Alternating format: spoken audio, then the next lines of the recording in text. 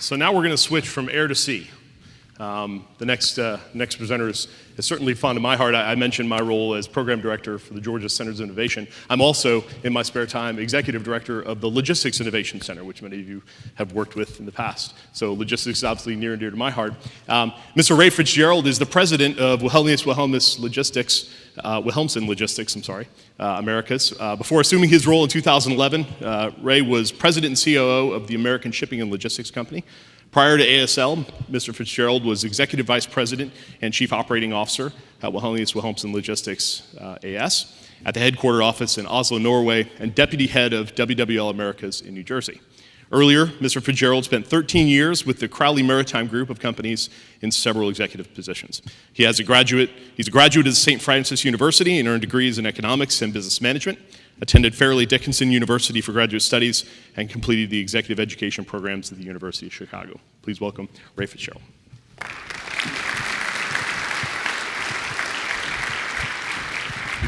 Thank you, Paige. Good morning, everyone. Today, it is my privilege to give you some insight and details about the most interesting company that very few people have ever heard of. We are Wilhelmsen Logistics, a 10-syllable mouthful that you've heard boggled twice this morning. As a result, we also go by the acronym WWL. WWL was formed in 1999 and is the result of a merger of Wallenius Lines, the Stockholm, Sweden-based company that was founded in 1934, and Wilhelmsen Lines, the Oslo, Norway shipping line that was founded in 1851. So we have quite an illustrious history behind us. As president of the Americas region, my responsibility is to guide our business performance and growth in the Americas, North America, Central America, and South America. So similar to Gulfstream, we provide transportation solutions for our customers. Distinct from Gulfstream, we do so using surface modes of transportation. We do it on land, and we do it on sea. There is a second distinction that our vessel captains like to point out to me with a twinkle in their eye. When you compare the cargo and passenger transportation segments, cargo doesn't complain and never talks back to the captain. Okay, a snapshot of WWL, who we are and what we do. We are an outbound supply chain solutions provider for manufacturers of automobiles, high and heavy equipment, and break bulk equipment. What that means is once a product is made, we will move it from the factory to the dealer, typically in another market overseas. Here's an illustration of the types of cargo that we move. Now, automobiles, that speaks for themselves. When I say high and heavy equipment, what I'm talking about is the Caterpillar and John Deere equipment down there. It's construction machinery, it's agricultural machinery, it's mining machinery, it's anything of that nature. And then, of course, break bulk, you can see in the upper right-hand corner, that's a 350,000-pound unit, and we can handle that on a mobile conveyance, and we can also handle boats. All of those types of things, windmills, towers, blades, they all fall into the break bulk type of category. If you look at the picture on the bottom right and you see that vessel, actually it's the sister vessel, those of you who may have seen it here in port yesterday, it's 985 feet long, and it can handle, in pure car units, the equivalent of 8,500 automobiles in transit. Okay, so worldwide we are 5,700 people in 4 different regions around the world, the Americas being one of those. We have about 60 of those vessels, and we move 5.1 million units of cargo on the ocean and on the land. In addition to that, when it comes to the automobiles, we do vehicle processing. So when an automobile manufacturer ships with us overseas, when it gets to the destination market, we can take it into one of those vehicle processing centers, and we can change the interior from metric to imperial or vice versa. We can do all sorts of changes, paint, sunroofs, tire changes, anything that can adapt that vehicle to the local market requirements. And then lastly, we have 12 terminals around the world, and terminals are a key investment for us because especially in the developed areas, there are bottlenecks. We have a very efficient ocean service, we have a very efficient land network. We have to make sure that the transition point between the ocean and the land-based activity is facilitated in a smooth and effective fashion. Okay, this is really just a typical representation of the a la carte menu options that our customers can purchase. Ocean transportation at the top of the pyramid, terminal services, technical services, and inland distribution at the bottom. But what we like to put forth to our customers is their needs are becoming more and more sophisticated. There are fewer and fewer people managing transportation and logistics in these companies, so we want to make their lives as easy as possible. So we give them a menu of services, and we look to prepare for them integrated solutions from the factory to the dealer destination. Same visual representation if you look at the factory on the left. We utilize railroads and truck operations, some of which we own, some of which are procured services from the factory to the port. We do what is necessary at the port and the terminal to transition that cargo and that product to the vessels, take it again to the destination port, and complete everything else in reverse. And again, we do the processing services. And specifically in North America, we do 4 million automobiles through our processing network. Most people don't know it, but Nissan Motor Company has outsourced their entire supply chain to us. We manage every Nissan vehicle that comes off a vessel in North America, every Nissan vehicle that comes out of a plant in Smyrna or Canton, and we manage that directly to the dealer. So for those of you who drive Nissan products, we have processed your vehicle. Here's a representation of the logos of many of our customers, and it's a veritable who's who of players in those three segments. I'd like to point out that my friend Rick Whitmore from the Mercedes Corporation is here. So anyone who wants to talk about Mercedes-Benz, Rick is responsible for distribution and vehicle processing for the southeast portion of the United States. I told you I'd get you back, Rick. Okay, so I've told you a little bit about what we do. What we are is different than what we do, and we're a values-based organization. And when I say that, I could probably incorporate all of our 5 values into one sentence. We're a customer-focused organization that empowers its people to team on innovative solutions for our customers, for our employees, for our investors, and most importantly, for today's discussion, in the communities that we work in. That last piece is stewardship. And values are a super important part of the identity of what WWL is. And I would challenge anyone to find a sustainable, successful organization that does not have a very solid core set of values that they live by. It's not just 5 statements hanging on the wall in the office. It's something that we live by, and every employee that joins the company has to embrace. So now the third reason we're here is our commitment to the environment and what we need from you in the audience, both the innovators and the delegates. So we have a deep commitment to the environment. We link that commitment to our brand identity, and we want to make sure that we're an industry leader. Why do we want to be an industry leader? We want to control our own destiny. There's a lot of regulation from a lot of different corners of the world that is coming to bear. We need to make sure that regulation is consistent. We need to make sure that regulation, to the extent possible, is practical.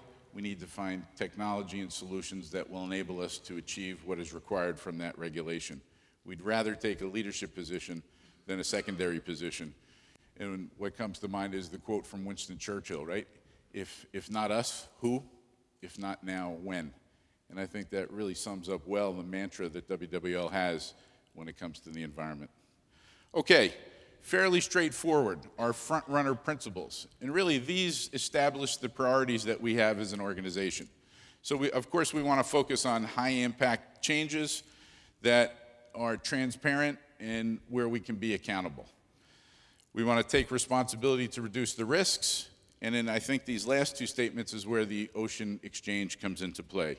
We need new technologies, and we cannot find them ourselves. We need partnerships, we need collaboration, We need cooperation both to develop them, to understand them, and to implement them. Okay, this is a visual representation of two concepts that we have. One is the terminal and one is the oricel, which I'll come back to.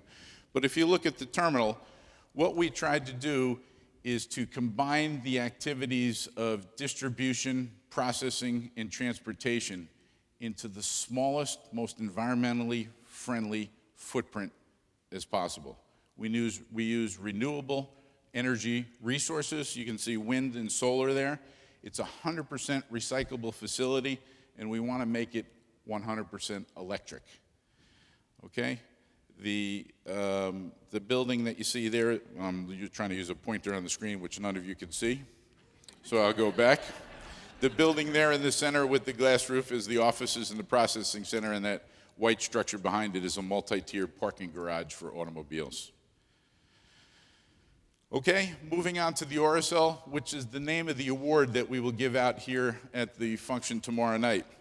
The oricel was developed really, as Court pointed out in her opening, to challenge both ourselves and our partners and suppliers and customers to help us really jump the curve, if you will, and try to focus on really innovative, challenging, forward invention that will produce the environmentally friendly vessel, the oricel. It's a zero emissions vessel. It's powered by solar, wind, and wave. As you can see, those three things vertically sticking off the top of the vessel are sails. They are coated with solar panels. And then on the bottom, that wave energy, very similar to the gentleman who spoke last night that powered the small probe, uses the wave and the currents also to generate electricity. We store those in fuel cells, as you can see where the energy carriers are, and then we're energy consumers. So in 2005, we completed the concept, and we presented it at the Aichi World Expo, which is what they now call the World's Fair. And it was really the centerpiece of the Scandinavian exhibition.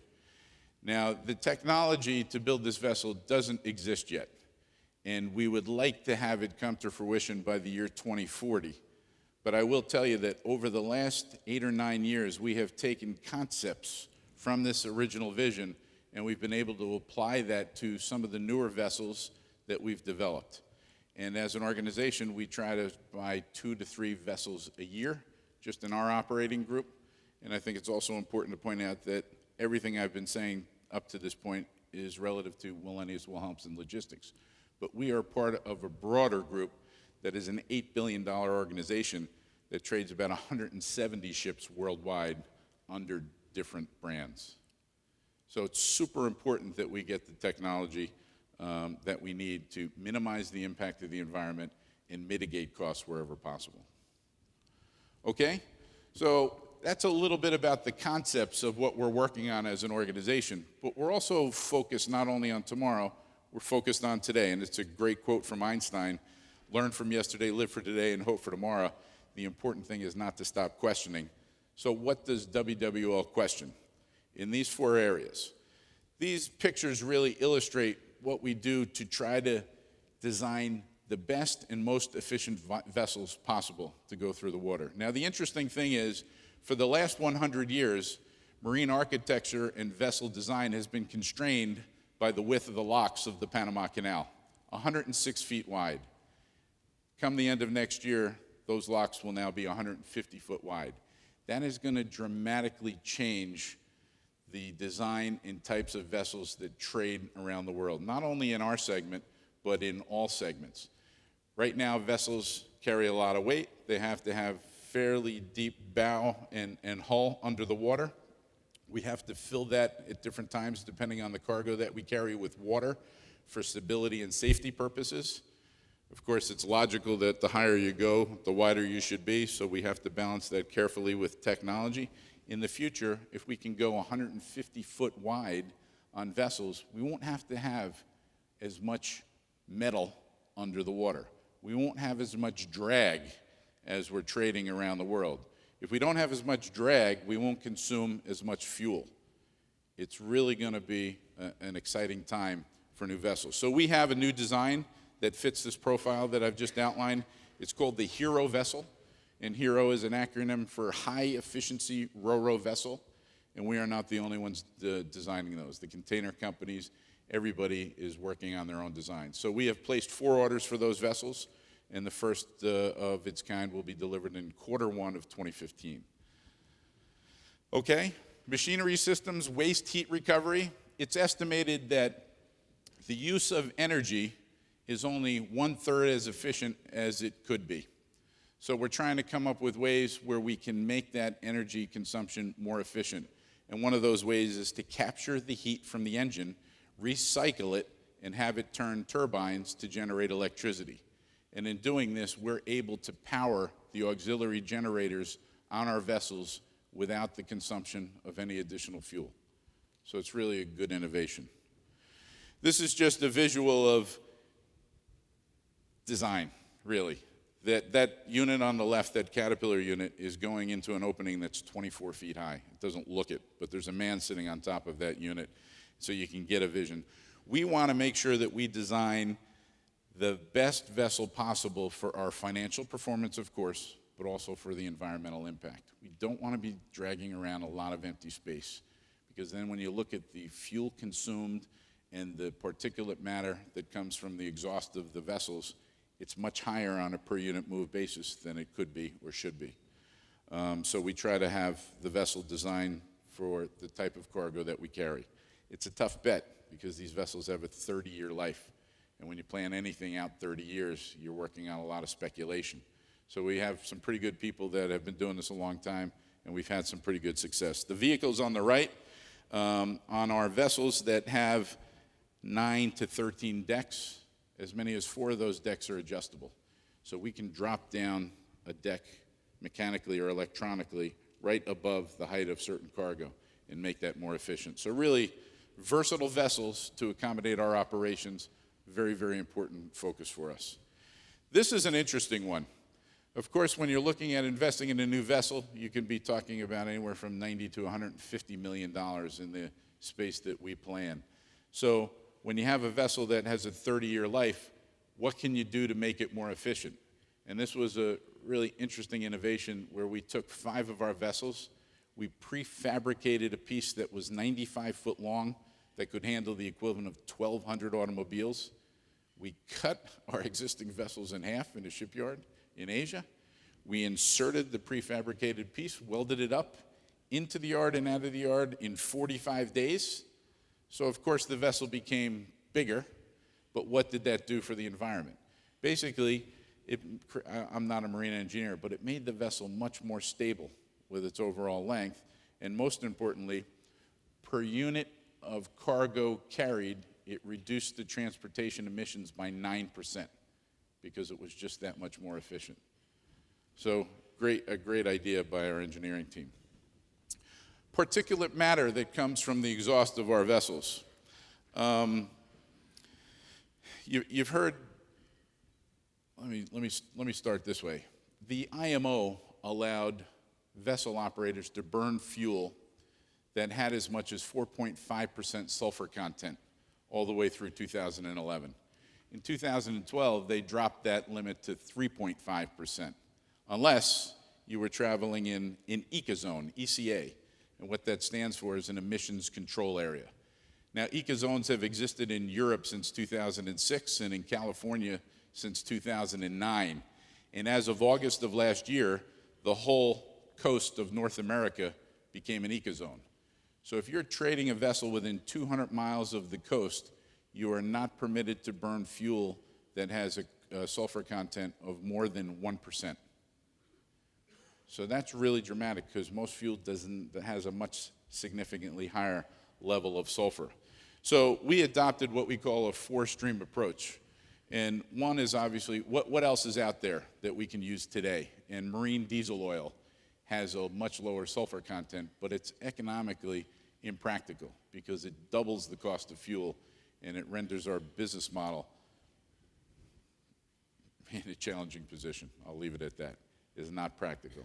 The second thing that we can do is we can talk to the refineries to take sulfur out in the refining process. And that's something that we're making incremental progress on. So we're pursuing that path. A third path is alternative fuels, which I'll come back to in a minute. And a fourth path is scrubber technology, which is what I'll talk about here. So a scrubber basically, there's a visual of it. That shadow that it's sitting in is the stack of a vessel that you see at the very back of this picture. So look at the size of this scrubber. It's 50 foot, that little circle is a 6 foot tall man. It's 50 foot high, 60 foot long, and 25 foot wide. It costs about $10 million to retrofit and install on a vessel. And when I talk about the price of the vessels a moment ago, you can see how much of a percentage this scrubber technology brings. It's not fully proven technology yet. So on the vessel that was out here yesterday, we have that technology on there and we're demonstrating it.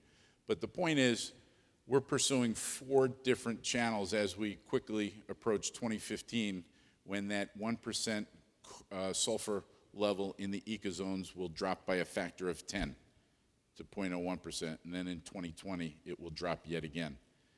So without technology, without innovation, without solutions and ideas from people like those of you in the audience, we're not going to be able to achieve these goals. We need your help.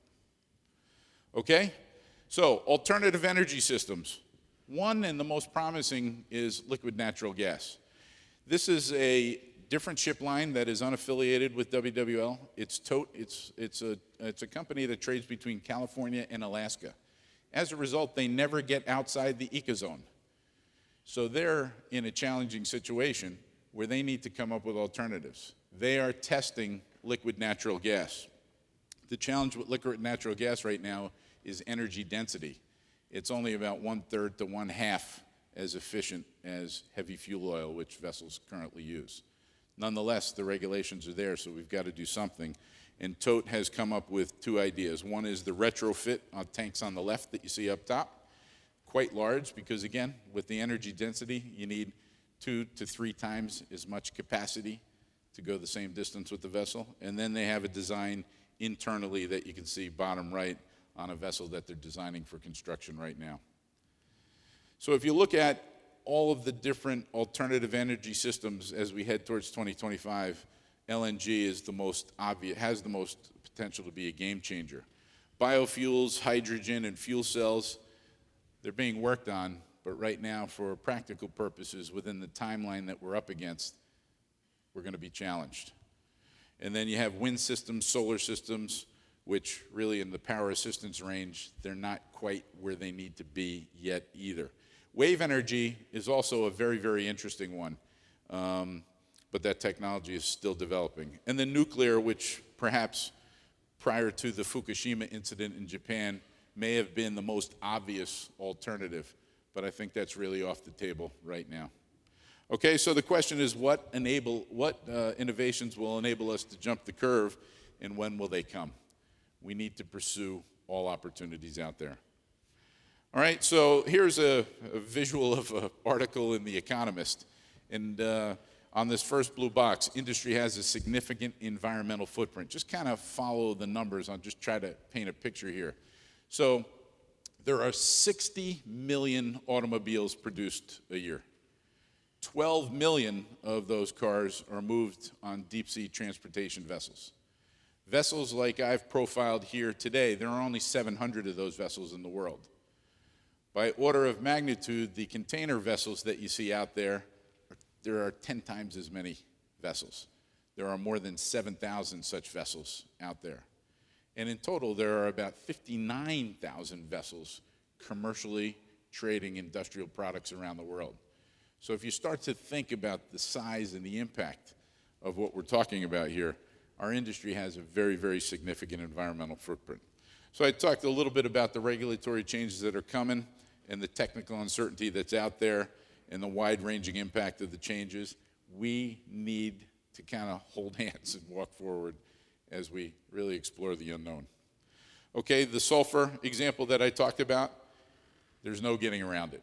All 59,000 of those vessels are going to have to comply in some shape or form in ecozones today and in 2015 to a much greater degree.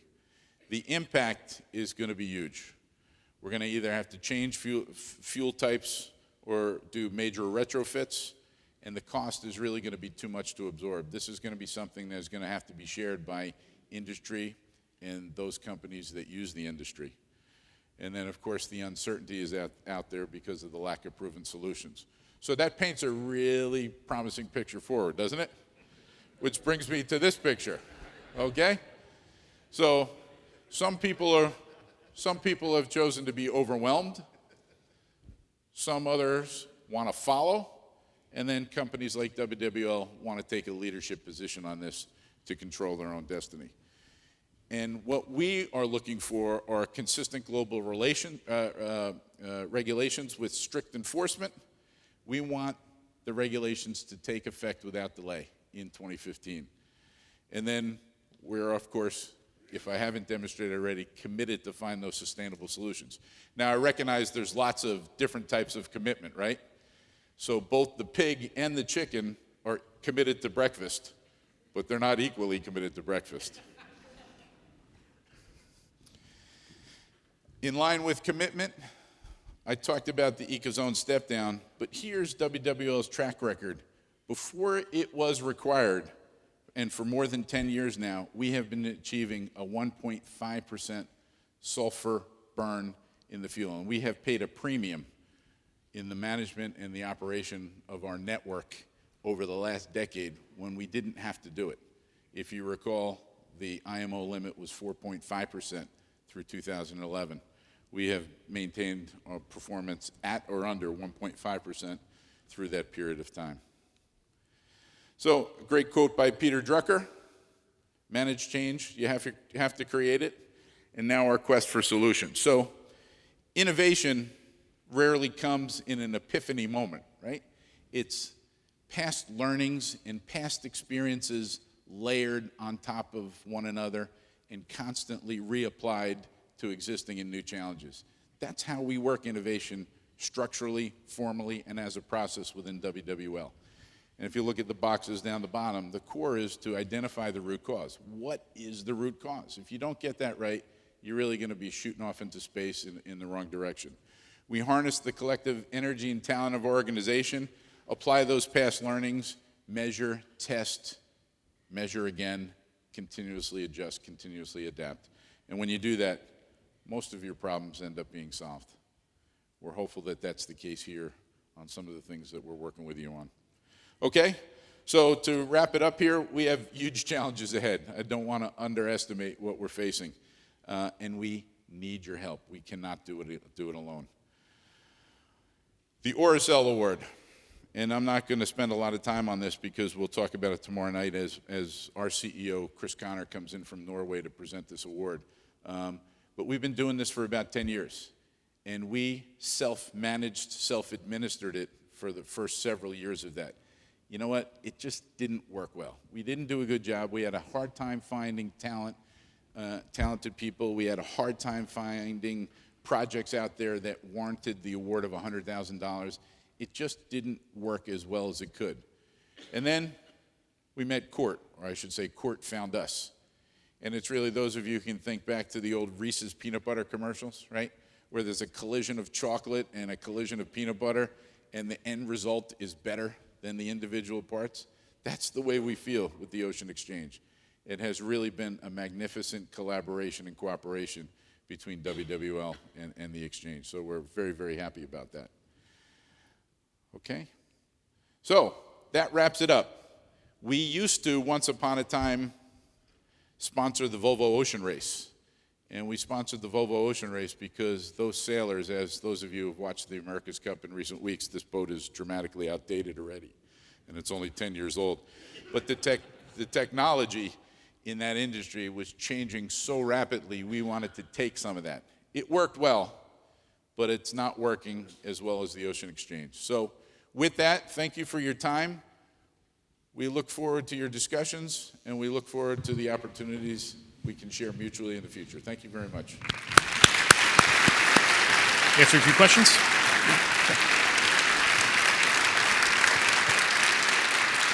Thank you again, Ray.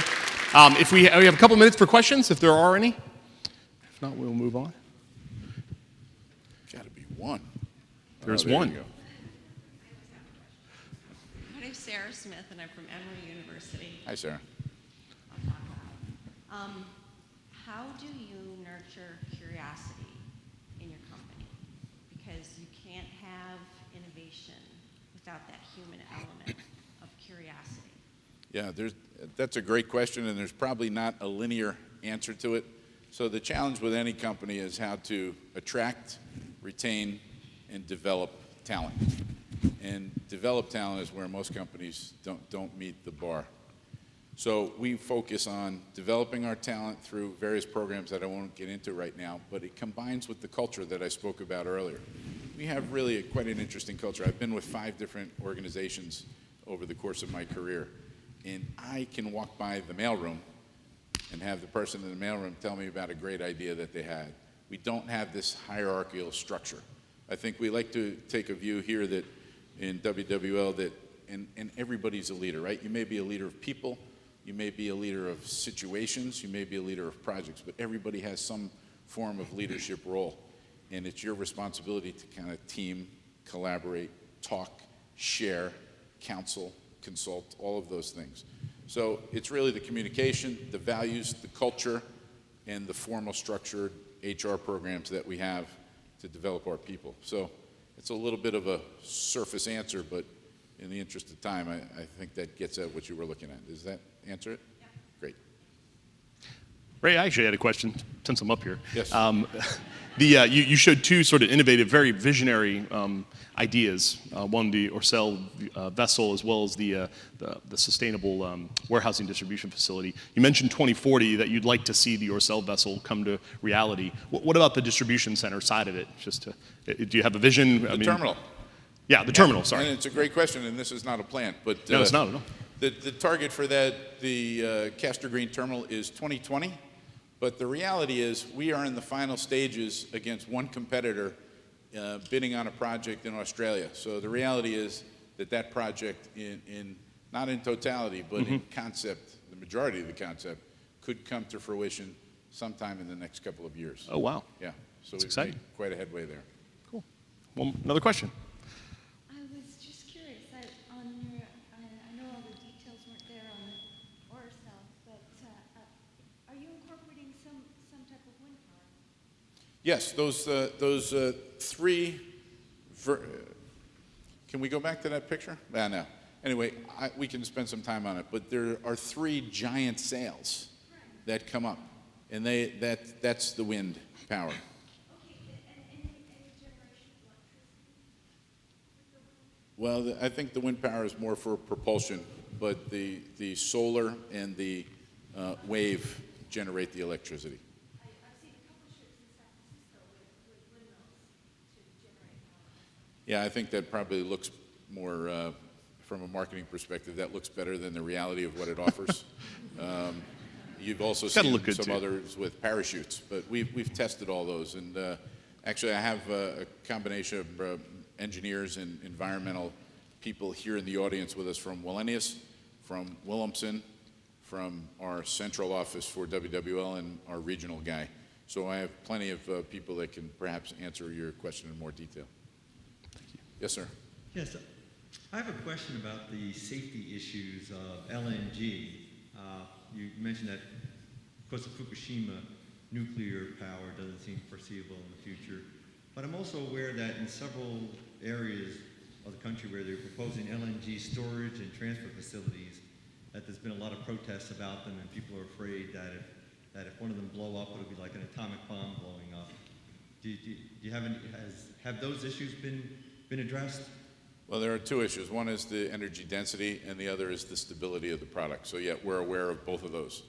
I can't talk about it in detail to the extent of what the risk is. I'm aware that everybody takes an approach, not in my backyard, right? But no, I can't really answer the question the way that you would like, because I'm not schooled in that area of expertise. Sorry about that. Ma'am, please. My question concerns the initiatives for funding for innovations.